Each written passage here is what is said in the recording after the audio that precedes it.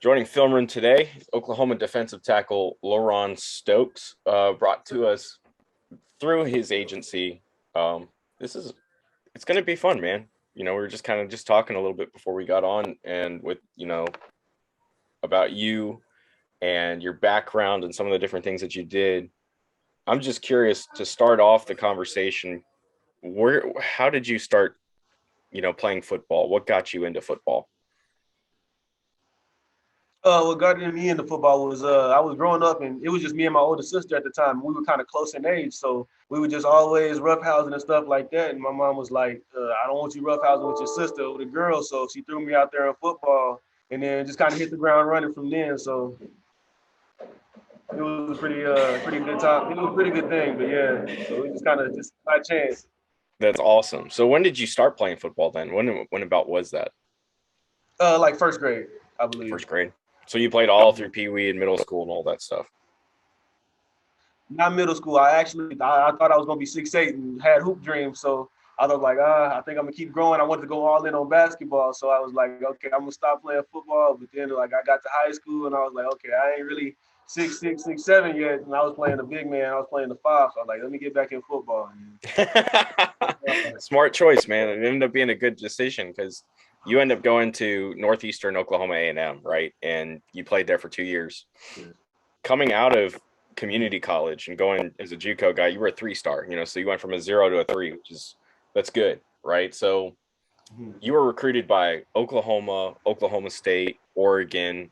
Were there other schools that were in the mix with that too?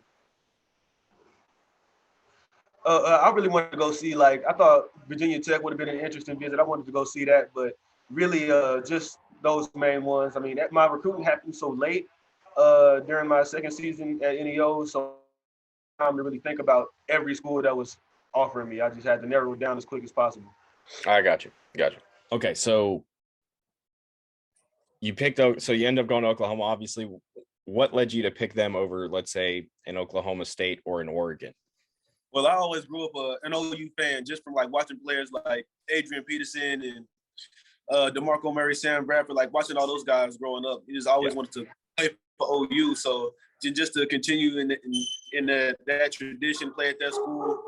And then it's just like once I got the offer, like I didn't care who was coaching. I didn't care. Like I just wanted to play for OU. That was my biggest dream. So it was a dream come true to play for them.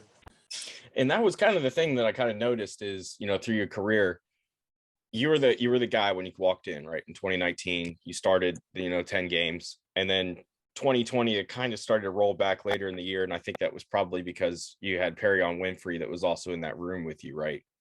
Mm-hmm. So most kids transfer out in that kind of a situation, right? Where you're going to go play somewhere else that you're going to get more playing time. You stuck with it and you played at Oklahoma in 2021.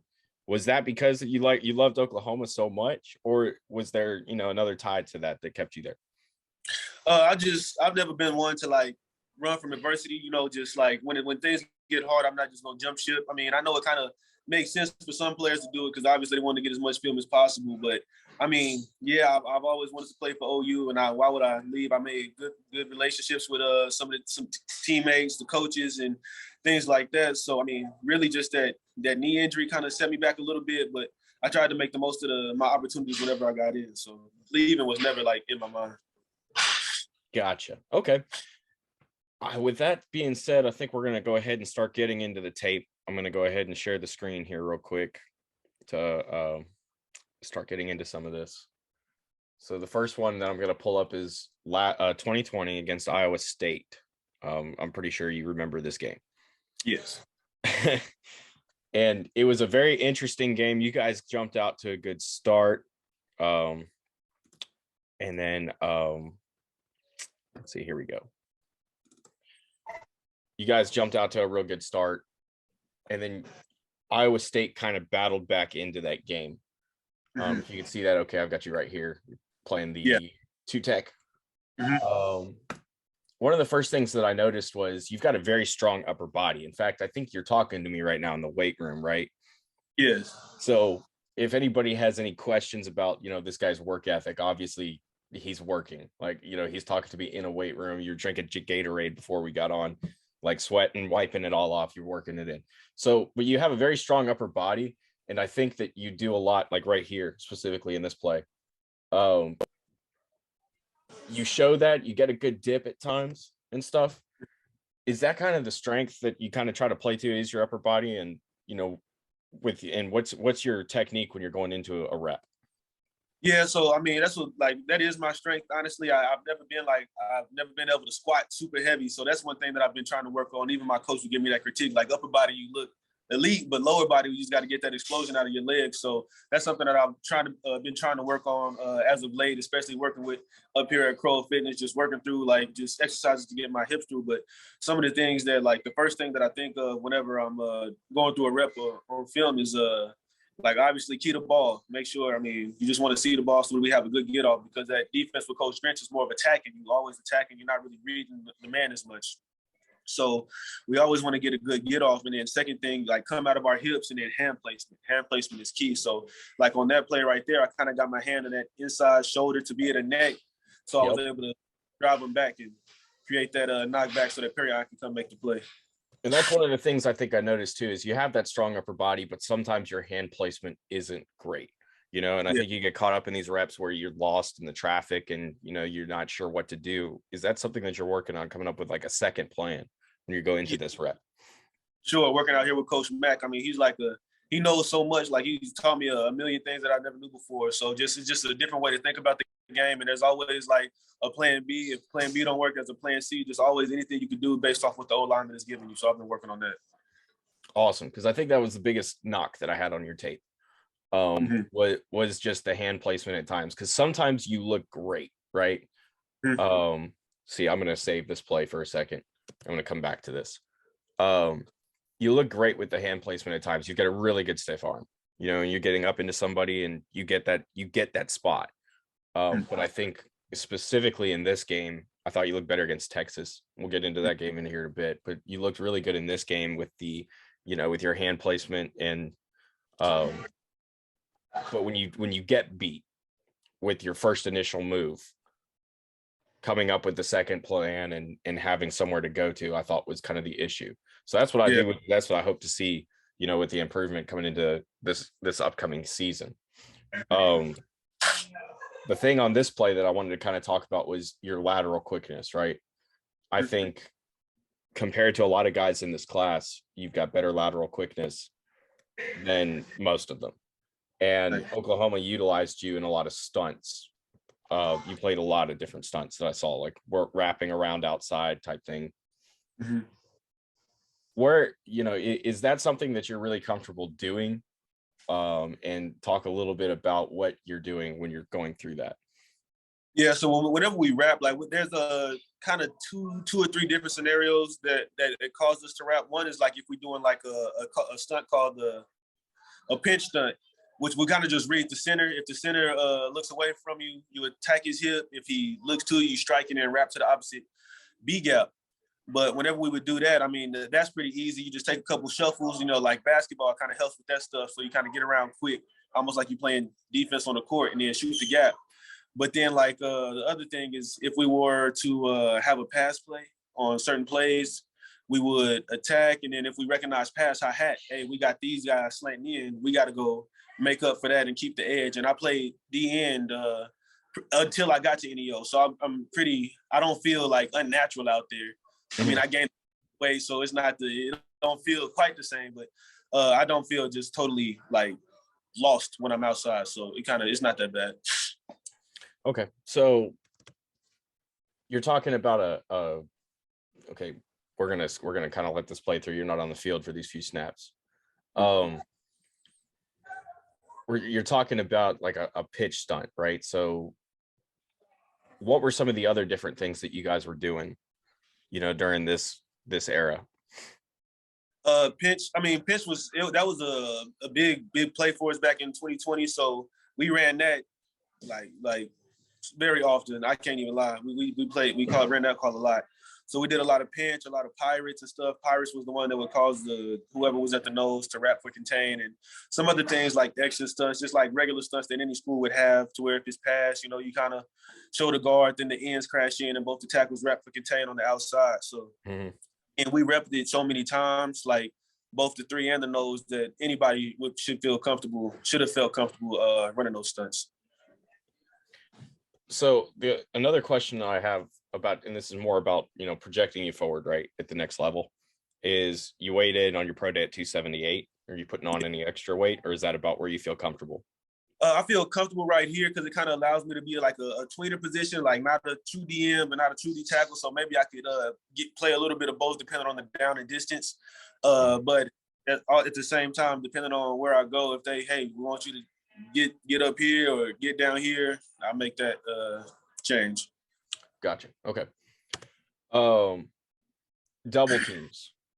I don't think it was something that sometimes your position, where the way that they played you in Oklahoma, you ended up, taking them, but it's like, it's not like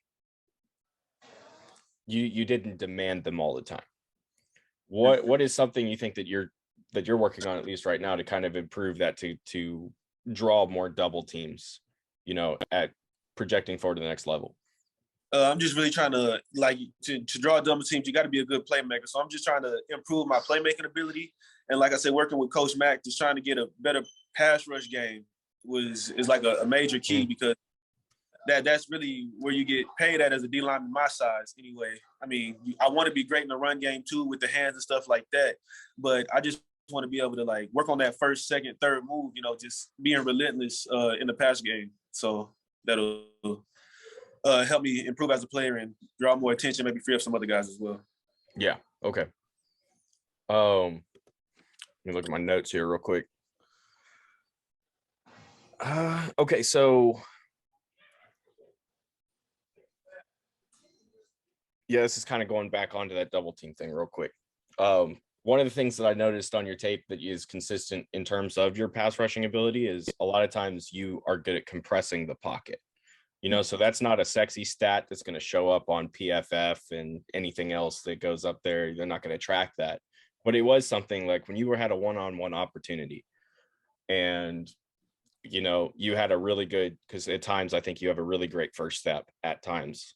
It's not entirely consistent, but there are snaps that I see and I'm like, it jumps off the tape, specifically when you played Florida, I think. I don't know if you guys were on, I'm joking when I say this, so don't take it serious. I don't know if you guys were on drugs or something for that game, but it was like everybody was playing awesome. It was awesome. But what is that kind of like when you get into that one-on-one rep and you're just drawing that guard or that center, whoever ends up picking you up, you go into that snap, or do you have a plan in your head, or are you just kind of taking it as you go? No, I definitely do have a plan, initially, but it's I have to work on, like we've been saying earlier, that second and third plan, because I'm still kind of new to playing on the interior. I mean, I know years, but most of my life has been on the outside. You don't have to worry about somebody else running into somebody else, another offensive lineman outside of you. So being on that inside, everything happens 10 times faster. The guys are 10 times stronger. So, I mean, just that's been I just have to continue to work on just being faster with my hands, get my hands up faster and not let the O-lineman get their hands on me first. So that would be one thing. And then just being stronger with my moves and through my hips, I feel like that could help everything. So what are some of the things that you've done over the since your pro day that you've been picking up on to improve on some of this stuff? Just watching film with Coach Mack. Like we said, we've been watching that. We watched that Florida game, the Texas games, all some of those big games, just to see how I've been doing and what I could do better. So he just watches film like that. So we go through and work pass rush moves. He's a big offensive line guy too. So he may have some offensive line come through and work with us. It's not real one-on-ones. We just working our first steps. What would you do here? Okay, the O-lineman will do this. So then what would you do? Just things like that. So working that through progression to a rep, that would be how it would be in a game. Okay, so you're building it through sort of a walkthrough style practice, essentially, where you're working on developing that second plan at this point. Yeah, so we'll walk through it a couple times, talk about it first, walk through it, and then kind of hit it at probably 90% speed, but just no contact. Obviously, we're not trying to hurt each other. Yeah. You don't want to do that right now. Just kind of working on it. This is one of the things I think you do really well is kind of getting your shoulder down and dipping, right? I think you thought you were going to get the guard on this specific play, and the tackle ended up picking you because they ran a slant, but you were playing low enough where you just kind of worked under the block. And I see that a lot with the run game. You won't get the tackle per se, but you'll set up the tackle really well. Was that, in product more to the scheme, do you think, at Oklahoma with the way that you guys ran things, or is that more of your style? I just feel like that's just kind of my, like, when I first came, just like dipping the shoulder kind of was like probably just my go-to move, like even coming from JUCO, just being out on the edge, just dipping that shoulder, so it just kind of translates. But I'm just trying to work on like hitting the burst, like just being faster to the ball so that I can make that, not just be disruptive. I want to make the actual play as well. Yeah, I hear you. I thought that was one of the things I really liked on tape, and I thought it was very consistent overall with the different things that you did. Was that shoulder dip, working into that. You'll crash these run plays at times that'll just be great to see too. And I think that's another question that maybe you've gotten this from teams. I don't know what they're asking you because I'm not in those meetings, but is that something they've asked you about? Is your production, right? I think you had 23 tackles. You played just shy of 800 snaps. Is that something that they've kind of questioned you about? Yeah, and even like with my coaches at Oklahoma, that's a thing that was brought up. Just, we got to get you to make more plays, got to make more plays. So that's what I was saying earlier. I'm just trying to become a better playmaker because I know mentally, I'm probably one of the smartest D linemen. Like I can pick up things real quick. I can run it like same day type thing. But just getting out there and not just being close to the play, because I've been like close to the play like a step away 100,000 times, it feels like. So just getting just in there, like when it's time to make the play and actually making it, that's just that last piece I'm trying to get better at. Yeah, I agree, because I noticed that too, was specifically in this game. I think it was earlier, and I started later in the game because I think you made a lot more plays in the second half, but there was you're chasing Purdy to the edge. He was rolling out, and it looked like you're about to get that sack, and all of a sudden he throws a little screen pass, or something over somebody working over, in a little bit farther downfield. And that's kind of the thing is, it's kind of like that's your size, right? And I'm not expecting you to make that play, but you were there, you were in that position. And if Purdy doesn't make that throw, you're getting that sack. Different stuff like that. So space, right? You get put it, that's not something that you're going to see a lot, obviously. But I think in those certain times when you were in space, you would miss on the plays at times. Technically, you were credited. I was looking at your PFF stuff. They credited you with one missed tackle your entire career, which is pretty good, right? I think a lot of defensive linemen missed more tackles. But they're also not crediting, guys like you out in space and, just not getting there in time. They're crediting you got hands on the guy and, he got away from you or whatever. What are some of the things that you're working on to improve that right now, that aspect, the space, being better there? Being able to change direction better. We do it all the time up here, like working with on resistance things, just get out and change the direction, or get out once I see something, because like being in space, you just kind of, you might think too much or something like that, or they might be a little shiftier than I might expect at times. So just being able to stick my foot in the ground, change directions, and then immediately change directions again is something I've been trying to work on and working on pretty heavily up here. Gotcha. Okay, I got you. Yeah, it's something I was curious about. So one other question I'll ask you about improving, and then we'll try to actually start really getting more into the Texas game here. I think this is some of your better tape. Have those, the numbers that you posted were really great at your pro day. I think compared to a lot of the other guys that were at Oklahoma too, they were a lot better. You just shy of a 5-second 40. That's awesome. Really decent on the bench press. You put up 33 and a half verticals. Awesome. Even your broad was awesome. Have those numbers gone up, or are you guys not testing at this point anymore? Oh, no, we haven't tested. We get more into just like, instead of like just training for pro day specifically, we're just training for football and more function and being able to do things like that. Like, of course, like change the direction, like L drill, 3-cone, like, I mean, all of that stuff, that still kind of like goes directly into this type of training. But we're just focusing on more of the football part of it versus just the workout part. Gotcha. I don't think, yeah, you're not on the field yet. I don't think it's still 92 and 88. So about adversity, right? And when Perion comes into the room and kind of takes over that spot, through the COVID season, what was your mentality, and how did you kind of, approach that as you started playing less?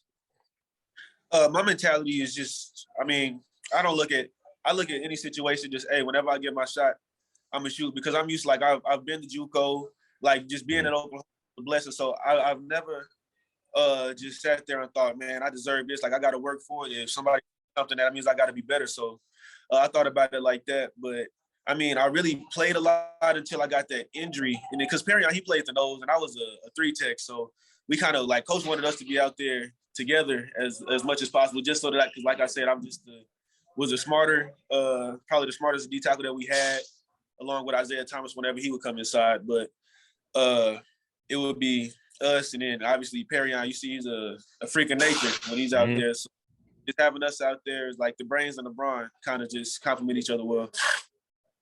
I gotcha. Yeah, I was thinking that it was more okay. So you had an injury, is that you Yeah, just mentioned, and that was yes. over the 2021 season. 2020. It was during the TCU game. I think second or third quarter. It had to be late second quarter, probably. Okay. It took me out for a few weeks. Yeah, because you missed the Oklahoma State game, and Yeah. yeah, because I had that game. I pulled it up, and I was like, dang it, he's not there. um, I'm trying to see, is that? I wish I had this in 1080. I've just got it in 720. Um, is it still 92? And no, there we are. Okay, you're back on the field. Sorry, I was trying to figure that out. I think this is one of your tackles, actually, isn't it? Oh no, okay, no, you opened that up. Yeah. Came in late. Okay, but I like this when I see this on tape, right? I think you guys are running. You're kind of you're stunting inside. It's a cross, Yeah. and it just opened up perfectly, for number 90. For Yeah, Nick and that's Rose. what left you were saying, don't go on paper, because we just try to, like, if we can't make the play, make them cut in the backfield. That was a big thing, because when running backs get to cutting in the backfield, they lose in time, and our defense should be swarming to the ball by then. And this was a crazy game too, because Spencer Rattler was the quarterback. He gets benched for what, a quarter and a half or something, and then comes back in this big giant comeback. When you Yeah. got into these big giant momentum changing games where it just drastically changes, time and time again throughout the four quarters, what was it that that pushes you in those points? I mean, really, you just got to be a competitor. Like, you got to want to win more than the other guy, more than the guy in front of you. And I know, like, this game was different. A million overtimes in this game, so Yeah. This is probably one of the craziest games I've ever been in. But just not wanting to let your teammates down, not wanting to let yourself down, And obviously, this is a rivalry, so you got to get up for this game. Like, you got to just this is a big time game right here. So you just always want to win this one. This hang your hat on and take pride in this game right here more so than a lot of other games. Is this the bigger game than Oklahoma State to you players, or is Oklahoma State kind of is bigger? I mean, from my perspective, it's got to be the Red River. Just there's nothing like it. Just the animosity, the atmosphere. As soon as you drive through the state fair, you just know what time it is, and the coaches know. Like, you can just feel it in the air that whole week getting ready for this game. Yeah, that's what I was kind of thinking, because you see the media and they push the Bedlam game, and they're like, oh, it's the greatest rivalry in Oklahoma. And it's kind of like, well, Yeah. I kind of feel like Texas is a little bit bigger. Personally, maybe I'm wrong, but I guess not. So cool. Yeah, no, and there was a couple plays back. I might go back to it here actually, where it was kind of like you condensing the pocket, right? Was it before this one or was it after? Yeah, I think it was right before this one. Yeah, see, you end up on a tackle right here, and you're pushing them back, right? Like, it's just, I think that's I really like that aspect. I think that's what you do, so personally, if I'm an NFL guy, I'm looking at you as right now, you're probably kind of a rotational guy, the back end of a rotation, keeping people fresh, but you're going to consistently come in there and condense that pocket. And that's something that I'm going to need. You guys played, a 3-man front for the most part. You kind of mixed it up a little bit. Yeah. Where are you most comfortable? What tech are you most comfortable playing at? I mean, I've grown. I've gotten used to 3-tech and a little bit of 2. Still kind of getting used to that. We did that a lot this past year, but 3-tech, all my 3 years being here, so I'm pretty comfortable with that. Okay. Do you think that you could you could play comfortably in a 4-man front? Yeah, I do. Okay. I do, because like our defense, we would set the nose, the 3 to different sides depending on the boundary or the strength of the back. So we would definitely have some. I would definitely have some reps in at shade, some reps in at the 3, stuff like that in like past year too. So we definitely got our different looks in to be comfortable at all the different spots. So what is your favorite go-to assignment in terms of, like, was it a certain stunt? Was it a certain tech? Like, what's your favorite thing to do?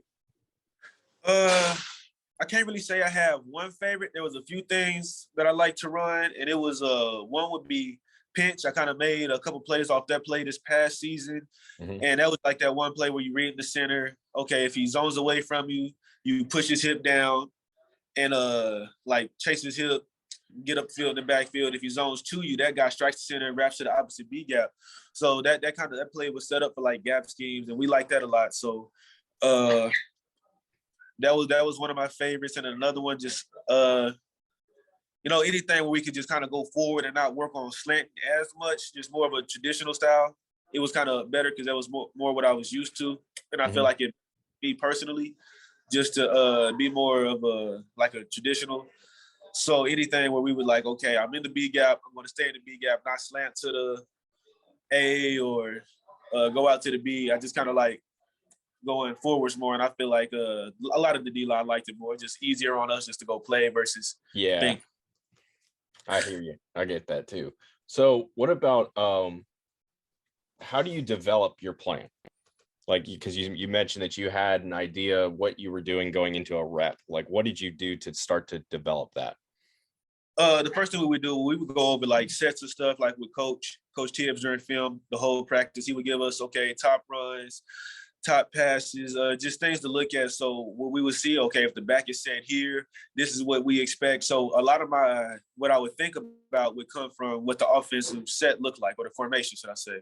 So if I reckon back is offset one way, if they got this to the boundary and that to the field, okay, this is what they have a likely chance of running in this area of the field. So we know that they like to run a lot of balls with the quarterback, depending on how the formation was set up, a lot of the same side runs with Texas. So we definitely had that. So, and then in pass sets, like once you see that high hat up, okay, now it's time to convert to a pass rush. We would work that over and over on bag drills, one-on-ones. Like Coach Tibbs, he loved one-on-ones. So we would do that as much as we could with the starting O-line. If we didn't get them, we would get the scout team online to do it. So we definitely just tried to make it second nature. I think I'm going to go with 2 more questions. Okay. And one of these being on this play. So a lot of the people that are going to be watching this don't understand football at the same level as you. And so that's kind of one of the reasons that I do this, is because I want to help people understand, the sport better and understand what you're doing. In this particular example, we've got a late shift, right? So what's the purpose of the shift, and what is your assignment, and what are you guys doing with that? The purpose of it is to not let the offense know what kind of look we're in, like what we're actually going to run. Because you know how they can because obviously they game plan too. So they like, okay, if they're in this formation, this is what they likely going to run. So we tried to time up the move calls as close to the snap as possible. So a lot of times we would kind of get caught at the end, like shifting after the snap, and obviously it would not be good after that. But we tried to get it as close to the snap as possible, so that as soon as we move, or maybe we draw a false start or something like that, just from like them flinching, like, because if you hear that move call, like them scream that move, that O-line might try to get their pass set or run block or something like that. So it's just really to throw the offense off and not let them know what we're doing, or maybe draw a penalty. Last question that I'll ask you, and then we'll start to wrap up, is how much film do you watch? I like to watch film. I mean, and then like, cause I retain the information pretty well, I like to think. So I'll be watching film, go up there with Coach Tibbs or something like that, or whatever I did, or just watch it on my own with my iPad. Cause everybody, they get the iPad, you get to the Thundercloud Exos or whatever. And then you get to watch the tape on your own and see what you did better, see what you could have done better, see what you did wrong, just clean up your own technique like that. So I like to say I watch a pretty good amount. Yeah, that's what I'm kind of picking up on, is you understand a lot about this, right? And I think that's the first thing that people are going to find, in the league attractive. And that's any league that's, anybody that's around football, they're going to find that attractive about you, is you pick up on a lot. Yeah. And that's awesome. Especially as a defensive lineman. I'm not trying to, disrespect defensive linemen when I say this. You call you guys the big uglies, right? And that's for sure. Yeah, that's what it is. It's you guys are known as being, ugly and stupid and in the trenches, and that's why they put you there. But when you have a guy that really understands the defense and what's going on, like somebody like you, I think that's really attractive to an NFL team. So I think that's awesome. Some of the ways that you can break this down and kind of explain what you're doing on the defensive side is great also too. And the way that you're explaining it, you're also not just talking about the defensive line, you're talking about the scheme in general, which is awesome too. So you have a good understanding of the scheme as well. Yeah, that's awesome. I'm looking forward to seeing what happens, dude. Thank you. Yeah, so last couple of little, curves, I guess we'll throw into it, is because we were talking about this before we started recording, but you came as you're listed on 24/7 as being at Noah homeschool. Can you talk a little bit about that and how you guys did that? Yeah, so I grew up, I was in a public school at first, just went to the school closest to me. So we were doing that. And then like when I was getting into 4th, 5th grade, my little sister, she was just about to start school. So she went to a private school and I was like, okay, I want to do that too. That's gotta be cool. So I ended up doing private school and we were doing homework till 11 o'clock at night. Like, okay, this is too long for some elementary kids. So we switched to a different private school. It was a little bit better. Like that school was literally from 8 to 1 o'clock, like every day. So we would get out early, get our schoolwork done. And it was like, okay, at this point, we see the material, we could do this curriculum on our own and then just get some help on the side if we ever needed it.